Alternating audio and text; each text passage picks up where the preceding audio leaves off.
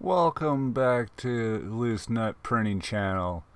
This video, we're going to be getting jiggy with it. And the first thing we're going to be needing to do is doing a test print for this.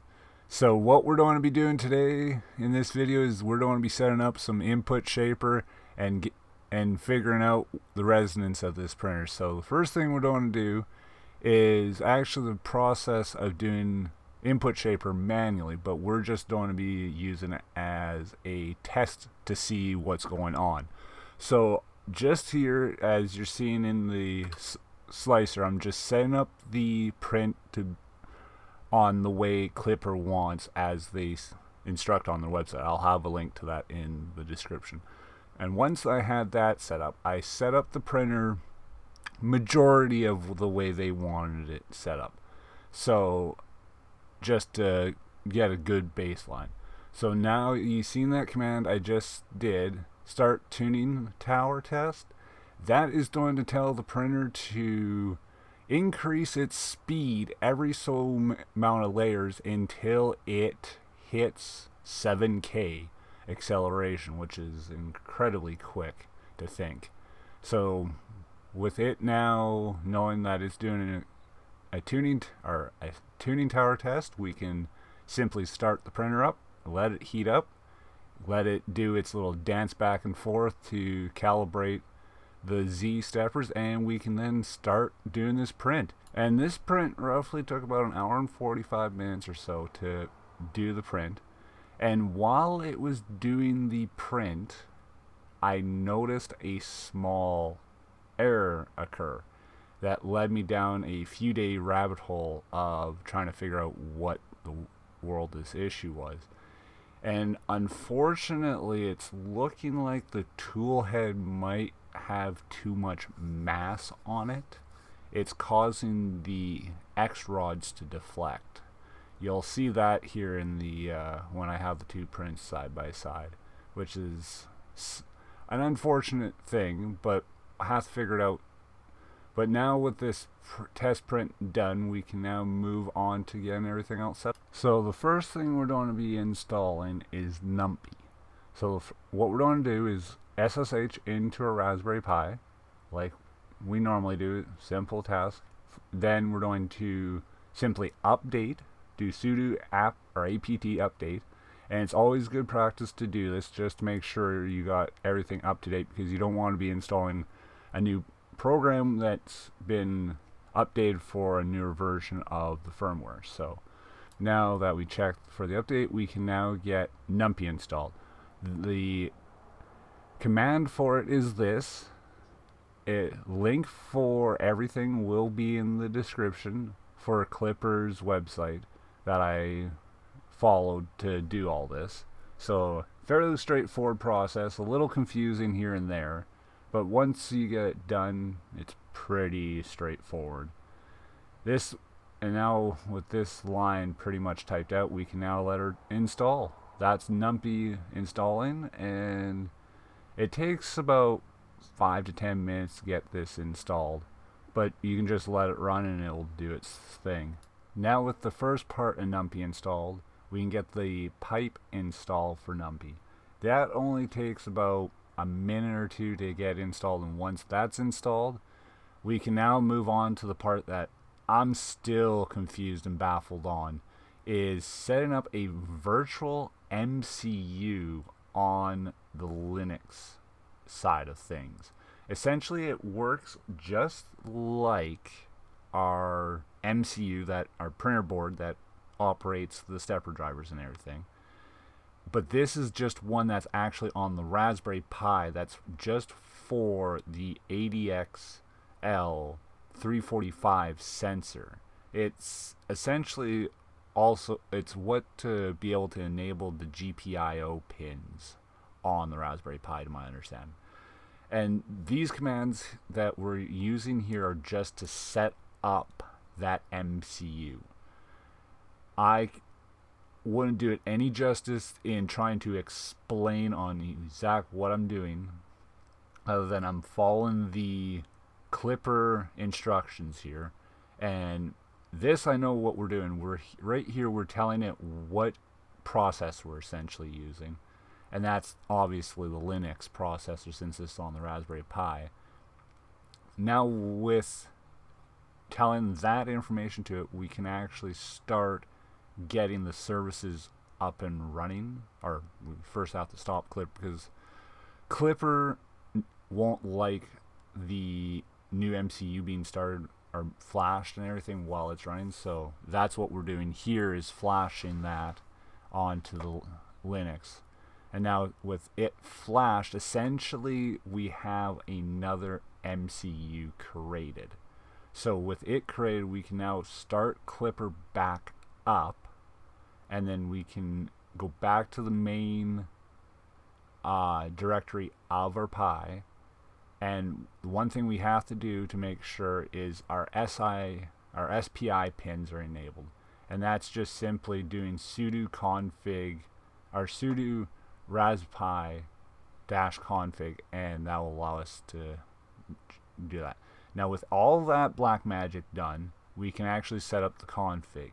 So simply here we're telling that what MCU it is, and that's the Klipper host MCU, that's the virtual one.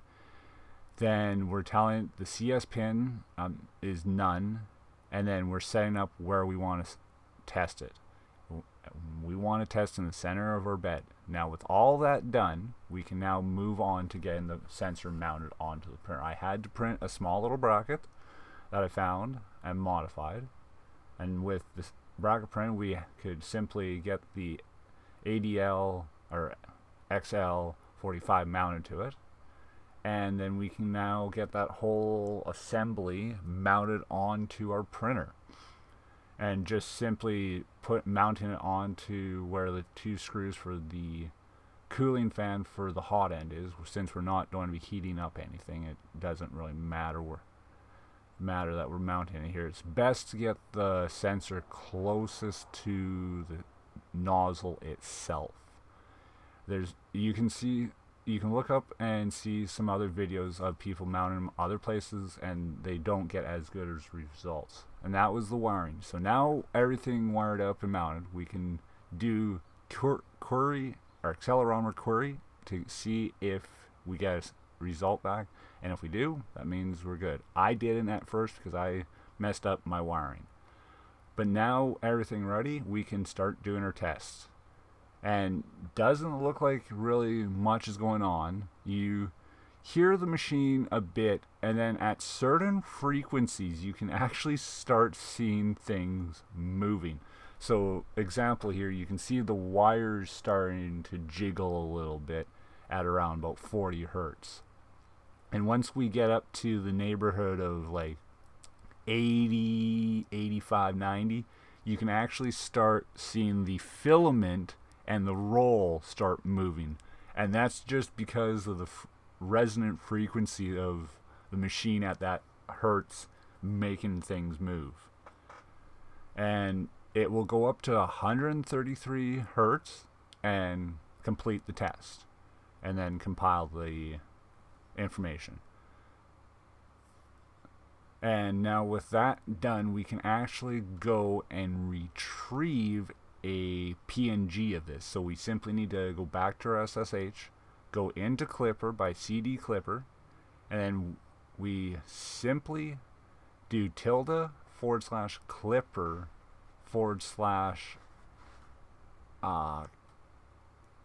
calibrate shape.py. And I messed up here when typing this out. It's not supposed to be Shift6CMP. It's supposed to be TMP, because that's the file location it's sitting in. So it's going to give me an error, and I had to fight with it for a few seconds till I realized my error. And once we did that, it just started to calculate everything to tell us what the best frequency here.